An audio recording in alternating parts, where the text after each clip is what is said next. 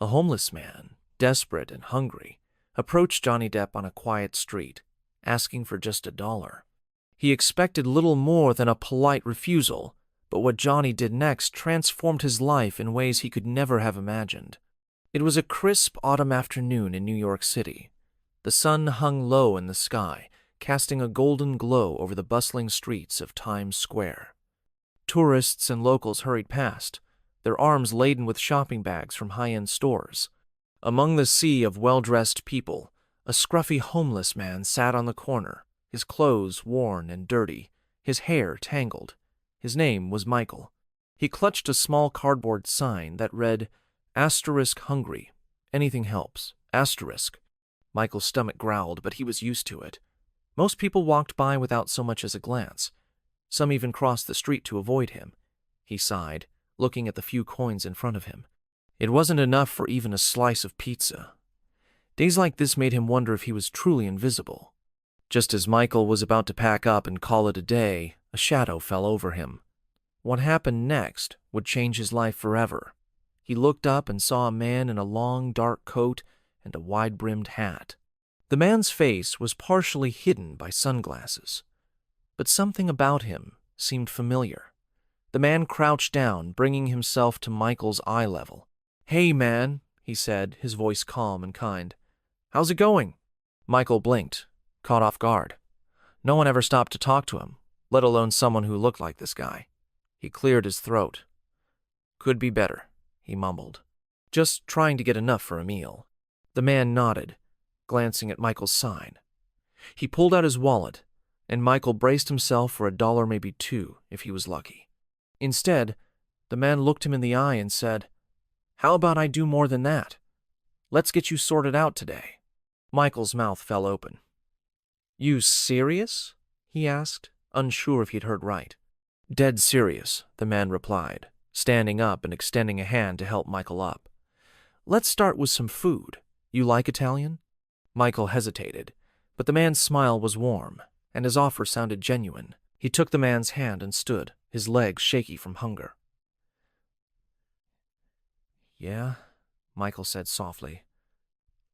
As they walked, Michael noticed people staring at them. Some even pulled out their phones to snap pictures. "Why is everyone looking at us?" Michael asked nervously. The man chuckled. "They probably recognize me." He pulled down his sunglasses and Michael's jaw dropped. "You're Johnny Depp," he blurted out. Johnny grinned. "Guilty." Michael hesitated for a moment, staring down at the small pile of coins in his hand. His stomach growled again, louder this time, and he reluctantly looked back up at Johnny, who was still smiling warmly. "You don't have to do this," Michael said, his voice quiet, almost embarrassed. Johnny raised an eyebrow and shrugged. "Man, it's just food," he said casually, but there was kindness in his tone. "Everybody deserves to eat, and trust me, I've been hungry before. Ain't no shame in that." Michael nodded slowly. "Okay, I guess," he said, though he still wasn't sure if this was real. Johnny's face lit up. "Good. Now, let's go find a spot." He glanced up and down the street before pointing to a nearby Italian restaurant with a red and white awning. "How do you feel about pasta? You like lasagna? Spaghetti?" Michael's mouth watered at the thought. He couldn't remember the last time he'd had a proper meal, let alone something as indulgent as Italian food. "Yeah," he said quickly. "I love Italian." Johnny grinned. "That's what I like to hear. Come on, my treat." As they walked down the sidewalk, Michael couldn't help but glance nervously at the people around them. A few were staring openly, whispering to each other, probably because they recognized Johnny. It felt surreal. Here he was, just a scruffy guy off the street, walking alongside one of the most famous actors in the world like they were old friends. Johnny noticed Michael's hesitation and gave him a reassuring pat on the back. "Don't worry about them," he said in a low voice. "Let them stare. You're with me. It's all good." When they reached the restaurant, Johnny pulled the door open and motioned for Michael to go in first. The warm, savory smell of garlic and tomatoes hit them immediately, making Michael's stomach growl again. He tried to stifle the noise, but Johnny heard it and chuckled. "Sounds like you're ready to eat," Johnny said, leading the way to the counter. The cashier looked up, her eyes widening when she saw Johnny. "Oh my gosh, are you—" Johnny held up a hand and smiled. Yeah, it's me. But don't make a big deal about it, all right? We're just here for some food." The cashier nodded quickly, clearly starstruck, but trying to stay professional. "Of course. What can I get for you?" Johnny turned to Michael. "Go ahead, man. Order whatever you want." Michael froze, staring at the menu board. The options felt overwhelming: lasagna, spaghetti, fettuccine alfredo, garlic bread. He didn't know where to start. But just as Michael opened his mouth to order, Johnny leaned in and said something that left everyone in the restaurant speechless. Johnny must have noticed the hesitation because he leaned down slightly and said, "Take your time. It's all good, man. Pick what sounds good to you." Michael swallowed hard and finally pointed to the spaghetti and meatballs. "I'll take that," he said. Then, after a pause, he added, "And, garlic bread? And a soda." Johnny nodded approvingly. "Solid choice. That garlic bread is probably fire." Then he turned back to the cashier. "All right, he'll take the lasagna, extra cheese, and throw in a couple of those cannolis too. Can't have Italian without dessert." The cashier rang up the order, still sneaking glances at Johnny as she did. When she announced the total, Johnny handed over a crisp $100 bill without hesitation. "Keep the change," he said with a wink. The cashier stammered out a thank you, her hands trembling slightly as she handed Johnny the receipt. They found a table by the window, and Johnny made sure Michael sat down first. "So," Johnny said, leaning back in his chair, "what's your story, man? How'd you end up out here?" Michael hesitated, unsure how much to share, but Johnny's relaxed demeanor put him at ease. He began to talk about losing his job, the eviction, and how hard it had been to get back on his feet. Johnny listened intently, nodding occasionally but never interrupting. When the food arrived, Michael's eyes widened at the sight of his plate. The spaghetti and meatballs looked incredible, the garlic bread was golden and buttery, and the soda came in a frosty glass. "Go on," Johnny said, gesturing at the food. "Dig in." Michael picked up his fork, twirled a bite of spaghetti, and took a mouthful. It was better than he'd imagined, rich, savory, and perfectly seasoned. "This is amazing," he said around a mouthful. Johnny laughed. "Told you, man. Italian never disappoints." They ate in companionable silence for a while, the hum of the restaurant around them. For the first time in a long time, Michael felt normal, like he wasn't just some invisible guy on the street, but a person who mattered. As he polished off the last bite of his meal, Michael looked up at Johnny, gratitude shining in his eyes. "I don't know how to thank you," he said quietly. Johnny waved a hand. "You don't have to thank me, man. I'm just glad I could help. Everyone needs a little lift sometimes, you know?" Michael nodded, the lump in his throat making it hard to speak. He hadn't felt this kind of kindness in years, and for the first time in a long time, he felt like things might actually get better. But just as Michael thought the meal was the end of Johnny's generosity, the actor leaned forward and said something that completely changed the course of his life. After they finished their meal, Johnny leaned back in his chair and smiled. "All right, next stop." "Next stop?" Michael asked, confused. "Yep," Johnny said, standing up. "You need more than just a meal. Let's get you cleaned up." As they left the Italian restaurant, Michael felt a warmth in his chest that had nothing to do with the food. He hadn't just been fed, he'd been seen, treated like a person. "All right, my man," Johnny said, clapping him on the back. "Next stop, let's get you cleaned up. How do you feel about a little self-care?" Michael blinked, surprised. "Self-care?" he repeated, unsure what Johnny meant.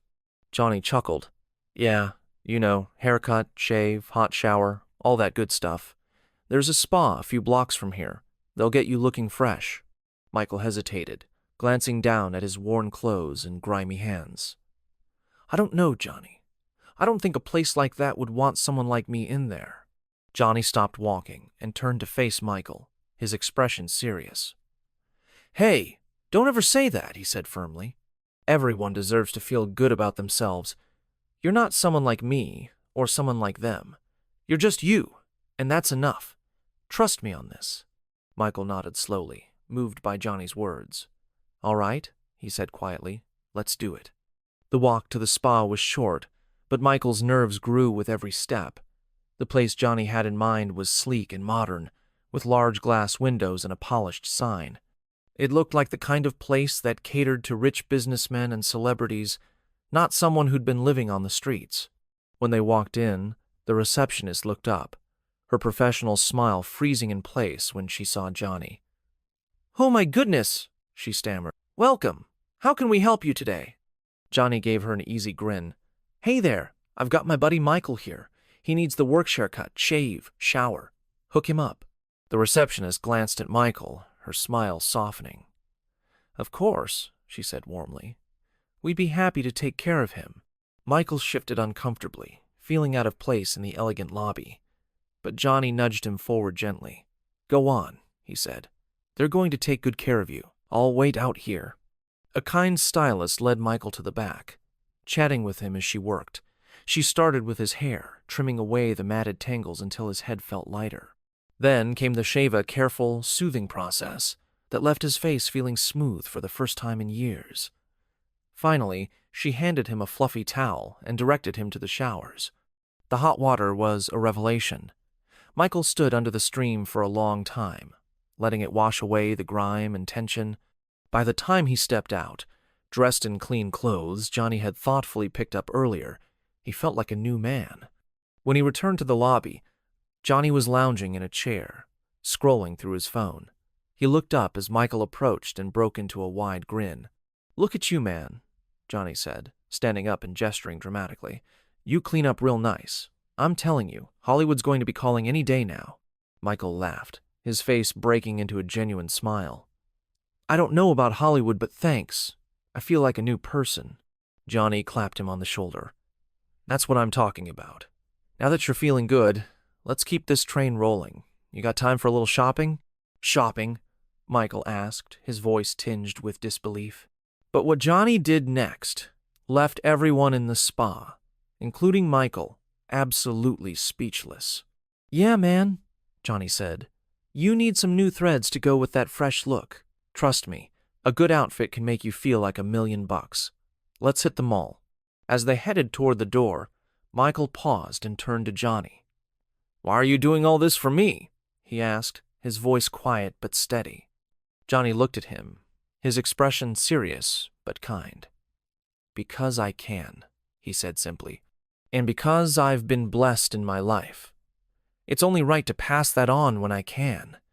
Everybody deserves a little help sometimes." Michael nodded, his throat tight with emotion. He didn't have the words to express what he felt, but he hoped Johnny could see the gratitude in his eyes. "All right," Johnny said, clapping his hands together. "Let's get you some gear. I know just the spot." And with that, they headed out, the world feeling a little brighter and a lot kinder.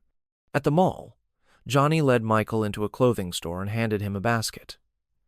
"Pick out whatever you need," he said. Michael hesitated, tears welling up in his eyes. "I can't let you do all this," he said. "You're not letting me do anything," Johnny said firmly. "I want to do this. Everyone deserves a fresh start." Michael picked out a few pairs of jeans, some shirts, socks, and a sturdy pair of sneakers. Johnny added a warm jacket and a backpack to the pile. At the checkout, Johnny paid for everything without batting an eye, even joking with the cashier. As they left the mall, Michael felt like a new man. His stomach was full, he was clean, and for the first time in a long time, he had more than just the clothes on his back. "Thank you," Michael said, his voice thick with emotion. "I don't even know how to repay you." "You don't have to," Johnny said, clapping him on the shoulder. "Just promise me one thing when you're back on your feet, pay it forward. Help someone else out, just like I helped you." Michael nodded, tears streaming down his face. "I will," he said. Before they parted ways, Johnny handed Michael a card with a number on it. "This is for a shelter I know," he said. "They'll help you with a place to stay and get you connected to resources. You're not alone, Michael. Remember that." Word of Johnny's generosity spread quickly, with onlookers sharing photos and videos on social media. But Johnny never spoke publicly about it. For him, it wasn't about the attention, it was about doing the right thing. As for Michael, he used the supplies Johnny bought him to get back on his feet. He stayed at the shelter, got help finding a job, and slowly started rebuilding his life. Months later, he was working part-time and saving up for his own place. Whenever he felt discouraged, he thought back to that day with Johnny. It reminded him that even in the darkest times, kindness could shine through. And when he was finally in a position to help someone else, he kept his promise, paying it forward and showing the same compassion that had changed his life. Michael's life continued to take small but steady steps toward improvement. The shelter that Johnny had connected him to turned out to be a lifeline. They provided not only a warm bed but also counseling services, workshops, and job placement programs. Michael threw himself into it, determined to make the most of this second chance. In the end, it wasn't just about the meal, the clothes, or even the money. It was about being seen, being treated like a human being, and that, more than anything, gave Michael hope for the future.